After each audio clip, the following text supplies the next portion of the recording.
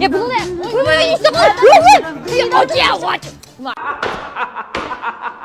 Nim degan gap bu suv chechib qani xo'go yaxsiz xo'go. Mana hammasi xo'go. Sizdek haqasingizdak mendaq chingniyaringa 39 koy 9 mo. Meningdak yo'g'on odamga 39 koy 9 mo. Suv ichamsiz. Aş yemsiz, bütün xo'go yemsiz, go'shtini yemsiz, saytini yemsiz har qanday odamga.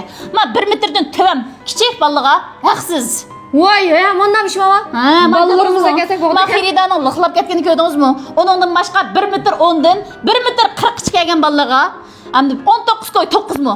Voy, ye xo'go bola menda azam bo'lmasday. Men adillarimizni tatbiq etdik. Suv chechib kelgan chiqish bo'ldimi ya? Yaxshi. Unda bo'lsa do'yin to'ng'oq ishlaydi, do'yin to'ng'oq esib qo'ydik. Ash kichiklar 1 metrdan tövəlla haqsiz 1 metr 10 dan 1 metr 40 gacha 19 koy 9 mo. Cho'ng adam Aşı o toyğuçu vallamsız, min koyluq yersiz xalğan çiysiniz 39 koy 9 mon төлep çıketsiz bir adam. Voy, 3 kun tabaq yemək yeysak oğdak. Ondan Vospiyanın adres bolsa, Şayarnaya 3-cü başlamışlar, qeyib başladıq joylashqan, yəni maş mod kitabxonasining qishidiki, Qo'yshav xo'go xonasi. Unda bo'lsa, mush filmni maş xo'go yetdik, azan o'xshagan xo'go yetdik degan do'stlarimiz ko'plab taqdiqinglar. Rahmat sizlarga, kelinglar birodarlar, kelinglar.